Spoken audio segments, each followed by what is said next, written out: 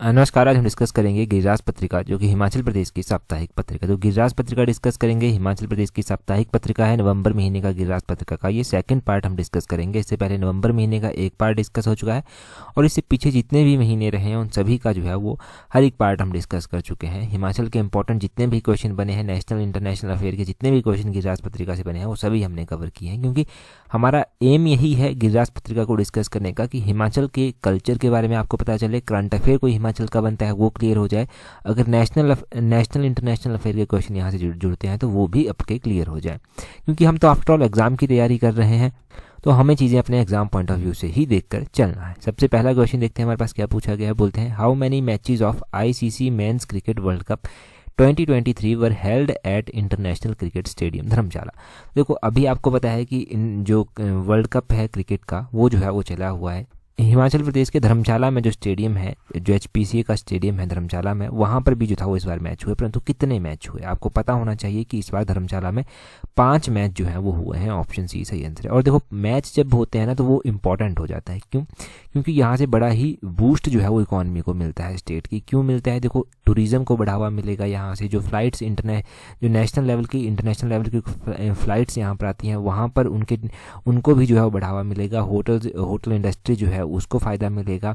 छोटे छोटे वेंडर्स जो होते हैं उनको फ़ायदा मिलेगा। तो ये बहुत सारी चीज़ें होती हैं। तो 5 इस बार को जो है वो आईसीसी के क्रिकेट वर्ल्ड कप जो है वो यहाँ पर हुए।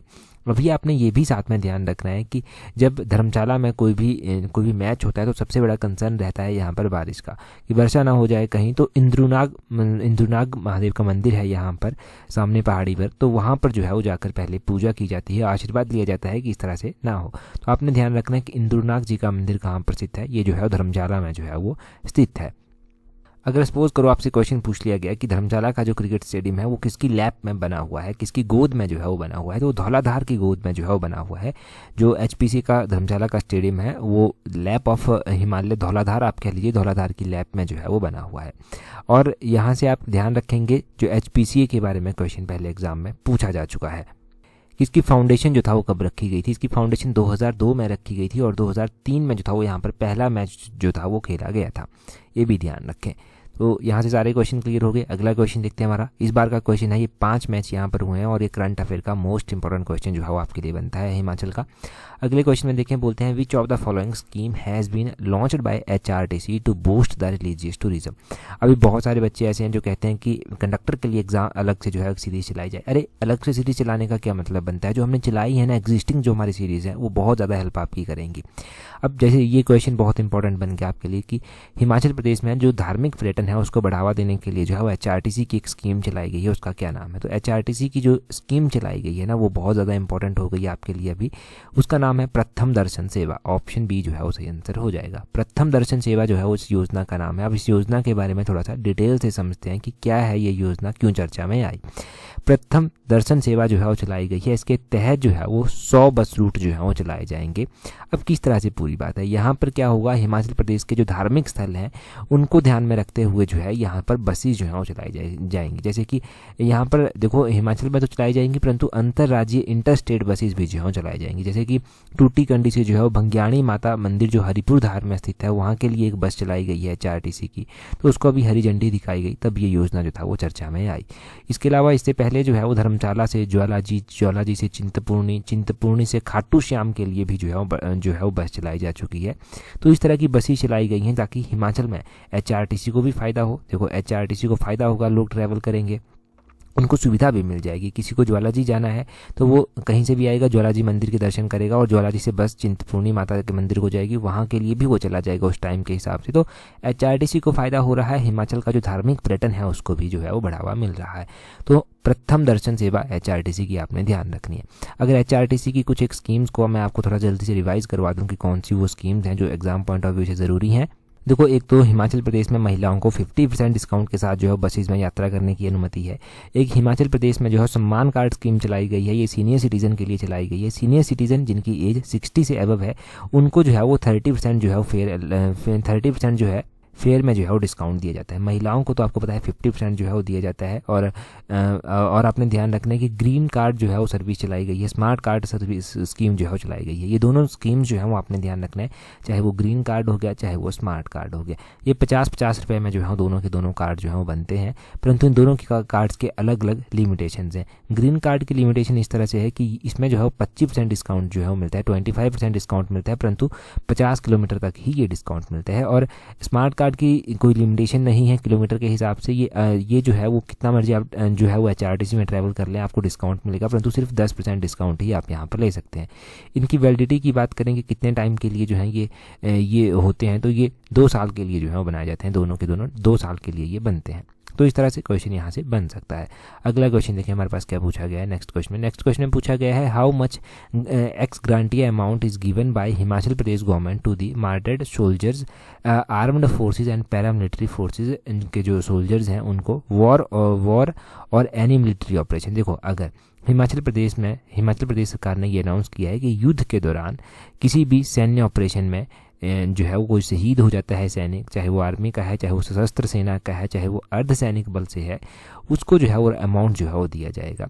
तो कितना जो है वो अमाउंट देने की बात यहाँ पर सरकार कहती है कि हम कितना अमाउंट जो है वो उनको देंगे, तो उनको 30 लाख रुपया जो है वो यहाँ पर दिया जाता है। ऑप्शन सी जो है वो सही आंसर है। एक पूरा का पूरा आर्टिकल जो है वो गिरिराज पत्रिका में इसके बारे में आया था। हम पूरे के पूरे आर्टिकल से जो इंपॉर्टेंट पॉइंट हमारे बनते हैं उनको जो है वो डिस्कस करेंगे।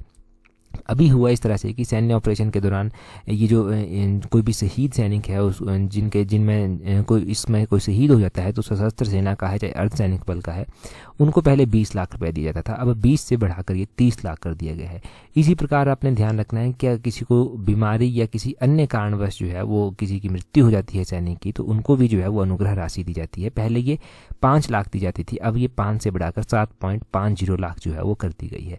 50% या इससे अधिक अगर कोई दिव्यांग हो जाता है, ऐसे कोई सैनिक हैं, तो उनको जो है रिटायरमेंट लेनी पड़ेगी। रिटायरमेंट लेने पर जो है पहले उनको 2.5 लाख रुपए दिया जाता था, परंतु अब उनको 3.75 लाख रुपए जो है देने की बात सरकार ने कही है। ये भी आपने ध्यान रखना है। और आपने ध्यान रखना है कि सरकार के द्वारा जो है ये भी कहा गया है कि अगर कोई 50% से कम दिव्यांग होता है, तो 50% से कम दिव्यांग कोई सैनिक है उसको जो है वो पहले दिया जाता था जो अमाउंट, उसको बढ़ा दिया गया है और 1.5 लाख रुपया जो है वो वहाँ पर भी कर दिया गया है। 1.50 लाख वहाँ पर भी कर दिया गया है। तो इस तरह से सैनिकों के लिए जो है ये योजनाएं चलाई गई हैं। पूछ ली जाती हैं इस तरह की योजनाएं, और आपके मन में हर टाइम ये योजनाएं जो हैं वो होनी चाहिए अगर एग्जाम में पूछी जाए। डाटा तो और भी है यहाँ से, परंतु ये इंपॉर्टेंट वन आप ध्यान रखें यहाँ से पॉइंट जो बने। अगला क्वेश्चन देखते हैं हमारे पास क्या पूछा गया है। अगला क्वेश्चन पूछा गया है, बोलते हैं Gandhi Seva Ashram is situated in which district of Himachal Pradesh. तो बोलते हैं कि गांधी सेवा आश्रम जो है वो हिमाचल प्रदेश में कहाँ पर स्थित है। देखो गांधी सेवा आश्रम कहाँ पर स्थित है, यहाँ से एक और मिलता जुलता क्वेश्चन अभी आप आगे पढ़ेंगे, परंतु ये आपने ध्यान रखना है कि ऊना जिले में स्थित है। ऑप्शन बी जो है वो सही आंसर है। ऊना में कहाँ पर स्थित है, ऊना के ओयल नामक स्थान है, एक ओयल में जो है वो ऊना के ये स्थित है। यहाँ से अभी आप एक और क्वेश्चन जो है वो आगे भी पढ़ेंगे चलकर। उससे पहले हम ऊना के बारे में क्वेश्चन क्लैरिफाई कर लेते हैं, ऊना के बारे में जो है थोड़ा सा जान लेते हैं जो क्वेश्चन पूछे गए हैं। अब देखो अगर आप PGT एलाइड जैसे एग्जाम के लिए तैयारी कर रहे हैं तो एक मोस्ट इंपॉर्टेंट क्वेश्चन है कि ईमू ब्रीडिंग फार्म है हिमाचल प्रदेश में, वो कहाँ पर स्थित है। ईमू ब्रीडिंग फार्म, ये क्वेश्चन आपने ध्यान रखना है कि ये जो है वो ऊना जिले में जो है वो स्थित है। ऊना में ये स्थित है। ऊना में और क्या बन रहा है, आपने बल्क ड्रग पार्क के बारे में सुना होगा, तो ये बल्क ड्रग पार्क कहाँ पर बन रहा है, ये जो है ये ऊना में जो है वो बन रहा है। ऊना में ये बन रहा है, ये भी क्वेश्चन क्लियर होना चाहिए आपका, क्योंकि ये सारे क्वेश्चन हमने गिरिराज पत्रिका में पहले भी पढ़ रखे हैं और एलाइड और PGT के एग्जाम के लिए बहुत इंपॉर्टेंट है। पब्लिक सर्विस कमीशन के ये फेवरेट क्वेश्चन जो है वो माने जाते हैं। और आपको पता है एलाइड सर्विसेज की 25 पोस्टें तो अभी एक्साइज एंड टैक्सेशन इंस्पेक्टर की जो है वो कैबिनेट ने अप्रूव कर दी हैं, और भी पोस्टें अभी आएंगी। टेंशन न ले, बस तैयारी करते रहें। तैयारी अगर अभी से करेंगे तभी एलाइड की एक स्ट्रॉन्ग तैयारी कर पाएंगे। और देखो अगर और भी ज़्यादा इजी क्वेश्चन किसी को पूछना है तो वो पूछ लेगा कि प्रेजेंट टाइम में जो ऊना है उस शहर की स्थापना जो था वो किसके द्वारा जो था वो की गई थी। देखो प्रेजेंट टाइम में ऊना शहर की स्थापना आप देखेंगे कि बाबा कलाधारी के द्वारा जो था वो की गई थी। बाबा कलाधारी का नाम आपने ध्यान रखना है, ठीक है। ये थे जिन्होंने ऊना शहर की स्थापना जो था वो की थी। और ऊना को आपको पता होना चाहिए कि 1972 में जो था वो ऊना को एक डिस्ट्रिक्ट, एक जिले का दर्जा जो था वो दिया गया था। ऊना हिमाचल प्रदेश का सबसे छोटा जिला तो नहीं है, परंतु हिमाचल प्रदेश का तीसरा सबसे छोटा जिला जो है ये ऊना आता है। तो ये भी ध्यान रखना है कि ऊना कौन से नंबर का सबसे छोटा जिला है। अब बात कर लेते हैं डिटेल में पीजीटी की टेस्ट सीरीज़ की। देखो पीजीटी पेपर 1 आपको पता है आपका स्ट्रांग होना चाहिए, क्योंकि पेपर 2 में नंबर क्लैश करेंगे ही करेंगे, 100% श्योरिटी है। तो पेपर 1 में आपके अच्छे नंबर होने चाहिए, क्योंकि तभी आपको प्रायोरिटी जॉब में मिलेगी। जॉब का मसला हो तो टेस्ट सीरीज़ आपको प्रैक्टिस कर लेनी चाहिए टाइम से ही। टेस्ट सीरीज़ का लिंक मैंने नीचे डिस्क्रिप्शन बॉक्स और कमेंट बॉक्स में दिया हुआ है। डायरेक्टली आप हमें ईमेल भी कर सकते हैं पीजीटी और एलाइड सर्विसेज दोनों की टेस्ट सीरीज़ के लिए। एलाइड का भी वैसा ही है। एलाइड के लिए तो हम पहले से ही प्रिपेयर हो रहे हैं, क्योंकि कोई चांस लेना ही नहीं चाहते इस बार। तो एलाइड सर्विसेज की टेस्ट सीरीज अगर अवेल करनी है तब उसका लिंक भी नीचे डिस्क्रिप्शन बॉक्स में जो है वो दिया गया है। दोनों की दोनों टेस्ट सीरीज जो है वो शेड्यूल्ड वे में चली हैं और डेफिनेटली आपकी बहुत ज़्यादा सहायता जो है वो ये करेंगी। आपको पता चलेगा जब आप पूरी की पूरी टेस्ट सीरीज जो है प्रैक्टिस कर लेंगे कि कितना कुछ आपने सीखा है और कितना कुछ अभी बाकी रह गया है। ठीक है, तो अगला क्वेश्चन देखते हैं हमारे पास क्या है। अगले क्वेश्चन में बोलते हैं what percentage of government subsidy is given on the cost of poultry shed feed utensils and chicks under the Him Kukkut Yojana. तो बोलते हैं कि ये जो हिम कुक्कुट योजना चलाई गई है, इस योजना के अंतर्गत जो है वो कुक्कुट का जो बाड़ा बनता है, उनका जो भी उनका शेड बनता होगा, उनका जो आहार है, उनके जो बर्तन है, चूज़ों की जो कीमत है, उस पर जो है वो कितना प्रतिशत सरकारी अनुदान जो है वो दिया जाता है। तो उस पर सरकार जो है वो कहती है कि हम 60% सब्सिडी जो है वो देंगे। कितना? 60% सब्सिडी देने की बात सरकार कहती है। सरकार यहीं पर नहीं रुकती, सरकार और भी कुछ कहती है। सरकार कहती है कि हिम कुक्कुट योजना हम चलाते हैं, इस योजना के तहत हम 60% जो है वो सरकारी अनुदान जो है वो देंगे, और ये लाभार्थियों को जो है वो जो कुक्कुट का बाड़ा होता है, शेड होता है, वो बनाने के लिए उनका आहार हो गया, बर्तन हो गए, चूज़ों की कीमत हो गई, इस पर जो है वो दी जाएगी। जबकि सरकार ये भी कहती है कि 40% लाभार्थियों को जो है वो स्वयं वहन करना होगा। जो 40% बच जाता है ना, वो खुद से जो है वो देना होगा। इसके अलावा फीड और दवाइयाँ भी जो है वो सरकार के द्वारा उपलब्ध करवाई जाएंगी, तथा बिजली का जो बिल है ना, वो भी जो है वो विभाग के द्वारा ही जो है वो वहन किया जाएगा। बिजली का बिल भी जो है वो जो विभाग होगा, डिपार्टमेंट होगा, वही जो है वो बिजली का बिल भी देगा। उनको सरकार इतनी सब्सिडी देती है इस तरह की योजनाओं पे, और डेफिनेटली लोग यहाँ से अवेल भी करते हैं। परंतु कई बार मुझे पर्सनली ये लगता है कि जो ज़रूरतमंद है ना, उन तक ये योजनाएं पहुँच ही नहीं पाती। वो कल हम पढ़ रहे थे ना कि कल हम पढ़ रहे थे अंत्योदय का मतलब क्या होता है। तो अंत्योदय का मतलब क्या होता है कि लास्ट तक बेनिफिट पहुंच जाए, जो सबसे लोअर लेवल पर है ना उस तक बेनिफिट पहुंच जाए। परंतु कहीं ना कहीं पर ना कमियां अभी भी रह रही हैं कि जो बेनिफिट नहीं पहुंच पा रहा है। और भी हम सब्सिडी की स्कीम्स को जो है वो डिस्कस कर लेते हैं। अगर एग्जाम में पूछी गई तो आपको हेल्प मिल जाएगी, वहाँ से एक अच्छा रिविज़न भी हो जाएगा। सरकार कहती है कि अगर आप खेतों की सोलर फेंसिंग कराना चाहते हैं तो उसके लिए भी हम आपको सब्सिडी देंगे। इस योजना में सरकार कहती है कि 85% सब्सिडी जो है हम दे देंगे सोलर फेंसिंग के लिए। परंतु इसमें कंडीशन सरकार ने रख दी कि 3 या 3 से ज़्यादा फार्मर जो है वो इसको मिलकर अगर लगवाते हैं तो 85% सब्सिडी देंगे। अगर आपको इंडिविजुअली लगानी है तब भी सब्सिडी है। तब सरकार कहती है कि हम सिर्फ आपको 80% सब्सिडी जो है वो यहाँ पर देंगे। ठीक है, ये सरकार ने कह दी। अब सरकार ये भी कहती है कि जो हमारे द्वारा ग्रीन हाउस की रिनोवेशन स्कीम्स चलाई गई हैं उसके ऊपर भी हम आपको जो है वो सब्सिडी देने को तैयार है। सरकार कहती है कि ग्रीन हाउस रिनोवेशन स्कीम के तहत जो है वो जो सपोर्ट हम फार्मर को प्रोवाइड करवा सकते हैं, वो हम 70% सपोर्ट जो है वो फार्मर को प्रोवाइड करवा देंगे। रिप्लेसमेंट होगी इसमें, जो पॉली शीट्स लगती हैं उनकी रिप्लेसमेंट जो है वो कर सकता है, और 5 सालों के बाद जो है वो कर सकता है फार्मर। सरकार ने ये भी डिसाइड किया कि हम 50% सब्सिडी और भी आपको दे देंगे अगर आपको जो है वो बोर बेल्स लगवाने हैं, इस तरह के कुएँ अगर आपको खदवाने हैं इरिगेशन पर्पस से, तब भी हम आपको 50% सब्सिडी जो है वो दे देंगे। तो ये सब्सिडी भी आपने सरकार की ध्यान रखनी है। और मुख्यमंत्री नूतन पॉली हाउस योजना तो आपने सुनी ही होगी। इस योजना के तहत सरकार कहती है कि इस इनिशिएटिव के तहत हम आपको 85% सपोर्ट जो है वो प्रोवाइड करवा देंगे। तो इस तरह की अलग अलग योजनाएं सरकार के द्वारा चलाई गई हैं। अब कैसे याद रहेंगी? एक तो आप लिखनी पड़ेंगी आपको एक जगह ये, ताकि जब एग्ज़ाम में जाएं उससे पहले एक बार रिवाइज हो सकें। और बार बार जैसे हम रिवाइज़ करते हैं ना, वैसे हम इसको रिवाइज़ करते रहते हैं। गिरास पत्रिका में ये आए दिन रिवाइज होती रहती हैं, तो उस तरह से आपका ये पक्का हो जाएगा, आपका कहीं जा ही नहीं सकता एक नंबर। आगे बोलते हैं Kanchana Mata temple is located in which district of Himachal Pradesh. तो ये कंचना माता जी का मंदिर जो है ना, ये भी गिरास पत्रिका में आया था। तो जानते हैं कि ये कंचना माता जी का मंदिर जो है वो कहाँ पर स्थित है और पूरी बात किस तरह से है। कंचना माता जी का मंदिर जो है वो कहाँ पर स्थित है? मंडी डिस्ट्रिक्ट में स्थित है। ऑप्शन सी जो है वो सही आंसर है। अब मंडी डिस्ट्रिक्ट में ये स्थित है, चलो सही बात है। यहाँ की ना बड़ी ही इंटरेस्टिंग कहानी है। ये इतिहास जो है वो मंडी रियासत के साथ जो है वो जोड़ा जाता है। कहा जाता है कि मंडी के राजा सूरत सेन जो था वो हुआ करते थे। सूरत सेन जो था वो 1637 से लेकर 1664 तक जो था वो राजा रहे। अब इन्होंने जब इनका शासनकाल था तो इन्होंने पहले तो पड़ोसी रियासतों के ऊपर विजय पाने चाही, जहाँ पर ये सफल नहीं हुए, इनको हार का सामना करना पड़ा। फिर इन्होंने चाहा कि छोटे छोटे राणा जो ठाकुर हैं उनको जो है वो हड़पा जाए। फिर वहाँ पर भी जो था ये सही साबित नहीं हो पाए। इन्होंने बड़ी कोशिश की कि अनंतपुर के जो राणा थे उनको जो है वो हराया जाए, परंतु वहाँ पर भी ये नाकामयाब जो है वो हो गए। इन्होंने अपने वजीर के साथ मिलकर जो था वो एक स्ट्रेटजी बनाई, एक योजना बनाई। अब वजीर का नाम इंपॉर्टेंट है एग्जाम पॉइंट ऑफ व्यू से। वजीर का नाम क्या था? वजीर का नाम था जालपू। जालपू जो था वो वजीर का नाम था। ये आपसे पूछा जा सकता है कि जालपू किस रियासत का वजीर था, तो जालपू मंडी रियासत का वजीर था। वजीर जालपू के साथ जो था वो इन्होंने षड्यंत्र रचा। इन्होंने क्या किया कि वजीर जालपू को मुंह काला कर दिया और उसको जो था वो रियासत से निकाल दिया। अब वजीर जालपू जो था वो अनंतपुर के राणा के पास जो था वो शरण लेने जा पहुंचा और सारी बात जो था वो अनंतपुर के राणा को जो था वो बताई। उसने विश्वास भी कर लिया राणा ने कि ये बात सच्ची है। राणा ने अपनी पत्नी से जो था वो वजीर जालपू को जो था वो धर्म भाई जो था वो बना लिया। देखो, राणा की पत्नी जो था वो जालपू वजीर को जो था वो अपना धर्म भाई जो था वो बना लिया था। अब वजीर ने क्या किया था, राणा परिवार को जो था वो पूरे विश्वास में जो था वो ले लिया था। अब उसकी राणा की पत्नी जो था वो धर्म बहन बना ली गई थी। अब उसको विश्वास में ले लिया गया था, सारी बातें बता दी गई थी कि मेरे साथ ऐसा हुआ, बड़ी मनगढ़ंत कहानियां सुनाता था वो। तो अब देखो इस तरह से होता है कि एक दिन अचानक ही ना वजीर जालपू जो है और राणा के पास जा पहुंचता है और कहता है कि मुझे ना अपने परिवार के साथ, परिवार की सभी महिलाओं के साथ जो है वो अनंतपुर जो गढ़ है आपका, और वहाँ पर कंचना माता का मंदिर है, उसके दर्शन जो है वो करने हैं, वहाँ पर जाना है।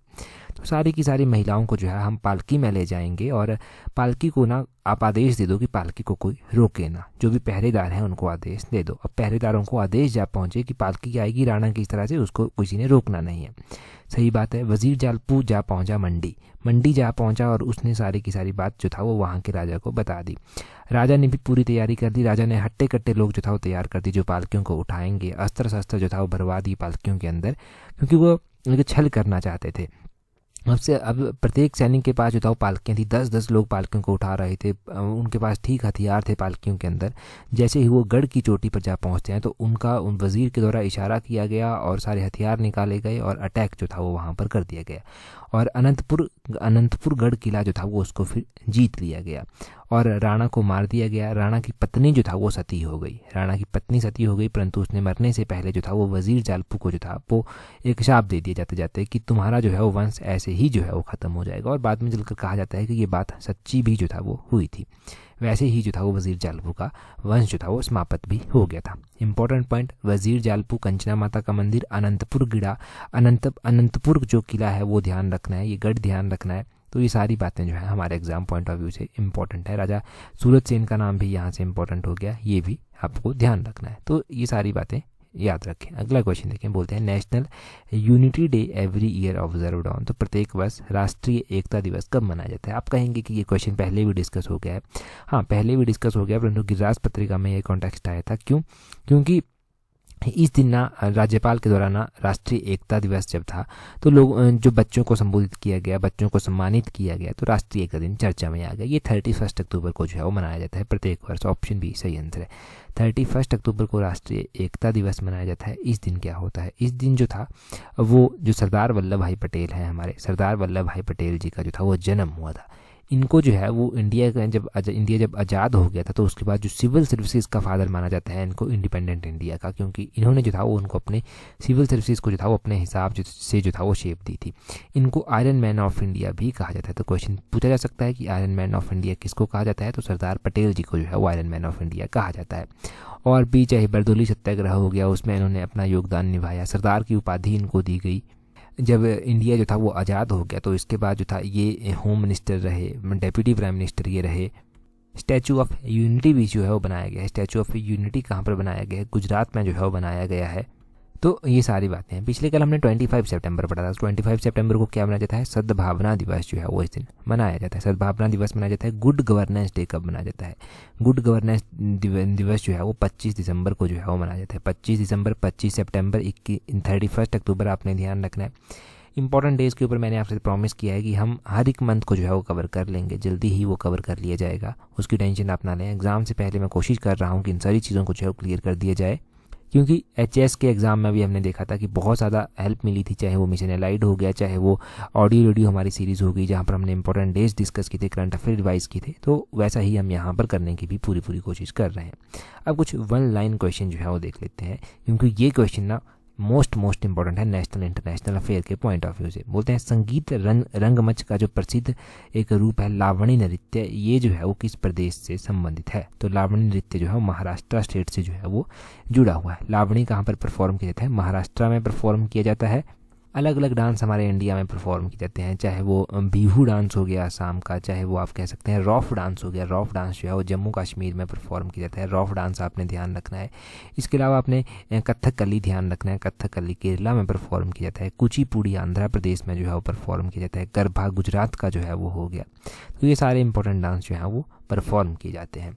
ठीक है, तो इस तरह के डांस भी आपने ध्यान रखना है। हिमाचल के तो आपको डिस्ट्रिक्ट वाइज जो है वो डांस याद होने चाहिए, क्योंकि हिमाचल के पॉइंट ऑफ व्यू में कोई भी चूक नहीं होनी चाहिए किसी भी तरह। अगला क्वेश्चन देखें, बोलते हैं वर्ल्ड वाइल्ड लाइफ फंड का प्रतीक कौन सा जानवर है? WWF, जिसको वर्ल्ड वाइल्ड लाइफ फंड जो है वो कहा जाता है। ये क्वेश्चन शायद नेट के एग्जाम में शायद क्वेश्चन पूछा जा चुका है, बड़ा इंपॉर्टेंट क्वेश्चन है। ये जॉइंट पांडा जो है ना, ये जो है वो इसका प्रतीक है वर्ल्ड वाइल्ड लाइफ फंड का, ये आपने ध्यान रखना है। अगला क्वेश्चन देखते हैं हमारे पास क्या है। नेक्स्ट क्वेश्चन हम बोलते हैं ईमेल के दो भाग में से जो है वो @ के बाद आने वाला जो कोई भाग है उसको क्या कहा जाता है? जैसे कि हमारा ईमेल आईडी है allexam31@gmail.com। तो अब ये बोलते हैं कि ये जो @gmail.com है ना, ये क्या है, इसको क्या कहते हैं? कंप्यूटर का क्वेश्चन भी बनता है, नेशनल इंटरनेशनल अफेयर का, जनरल अवेयरनेस का क्वेश्चन भी ये बनता है। तो इसको डोमेन कहा जाता है। इसको क्या कहते हैं? डोमेन इसको कहते हैं। तो टेस्ट सीरीज़ के लिए आप हमें इस allexam31@gmail.com पर ईमेल भी कर सकते हैं, अगर आपको UPI से डायरेक्टली पेमेंट भी करनी है। तो इस तरह से ये क्वेश्चन बड़ा इंपॉर्टेंट आपके लिए हो गया कि डोमेन किसको कहते हैं। अगला क्वेश्चन देखें, बोलते हैं you must know your constitution. ये किताब लिखी गई है, परंतु किसके द्वारा जो है वो लिखी गई है? You must know your constitution किताब जो है वो किसके द्वारा लिखी गई है? ये लिखी गई है फॉली एस नरीमन के द्वारा। फॉली एस नरीमन के द्वारा जो है ये किताब लिखी गई है। तो किताबें HS का प्रीवियस पेपर उठा के देखें, आप पब्लिक सर्विस कमीशन के प्रीवियस पेपर उठा के देखें, तो किताबें उसकी फेवरेट रही हैं। तो ज़रूरी है ये किताब भी हमारे लिए याद रखना, you must know your constitution. आगे देखिए, मैंने कहा था कि एक क्वेश्चन हम डिस्कस करेंगे। देखो मीराबेन थी ना, मीराबेन को प्रशिक्षण प्रदान करने के लिए जो था वो नॉर्थ इंडिया में कहाँ पर भेजा गया था? मीराबेन को जब शिक्षा देनी थी, प्रशिक्षण देना था, तो उनको भेजा गया था गांधी सेवा आश्रम, जो OL में स्थित है। OL ऊना में जो है वो पड़ता है। तो ये क्वेश्चन हमने पहले भी डिस्कस किया था। अब आपको पता चल गया ना कि क्यों ये क्वेश्चन इंपॉर्टेंट है। तो गांधी सेवा आश्रम OL में स्थित है, ये ऊना में जो है वो पड़ता है, और मीराबेन को जो था वो यहाँ पर प्रशिक्षण देने के लिए, प्रशिक्षण प्रदान करने के लिए जो था वो भेजा गया था। तब हमारे लिए जो है ये क्वेश्चन इंपॉर्टेंट है। अगला क्वेश्चन देखें। क्वेश्चन में बोलते हैं यहाँ पर in which year Kullu Dussehra was started. तो बोलते हैं कि कुल्लू का दशहरा जो था वो कौन से ईयर में स्टार्ट हुआ था। 4 ऑप्शंस आपके पास दिए गए हैं कि कुल्लू का दशहरा कब स्टार्ट हुआ था। आपको कमेंट करके बताना है। जो लास्ट एडिशन थी ना, नवंबर महीने की पहली एडिशन थी, और इससे पहले वाली जो एडिशन है हमारी, उसमें हमने ये डिटेल से जो था वो डिस्कस किया था। टेलीग्राम पर आप हमारे साथ जुड़ जाना, वहाँ पर आपको इंपॉर्टेंट PDFs भी प्रोवाइड करवा दी जाती है। @allexam31 अपने टेलीग्राम से सर्च करें, आपको हमारा टेलीग्राम चैनल मिल जाएगा, वहाँ पर जुड़ जाएँ, आपको ज़रूर जो है वो बहुत ज़्यादा हेल्प मिलेगी। और टेस्ट सीरीज़ अगर आपने ज्वाइन कर ली है, तो टेस्ट सीरीज़ का जो ग्रुप बनाए गए हैं ना, चाहे वो एलाइड की है चाहे वो PGT की है, उनको ज़रूर ज्वाइन करें। वहाँ से आपको और भी हेल्प मिलेगी, क्योंकि टेस्ट सीरीज़ के अलावा हम आपको और भी कंटेंट अभी जल्दी ही वहाँ पर प्रोवाइड करवाने वाले हैं, तो वो भी आपको ज़रूर हेल्प वहाँ से मिलने वाली है। आज की इस वीडियो में इतना ही है। That's all for today. Thank you very much for watching and listening it very patiently.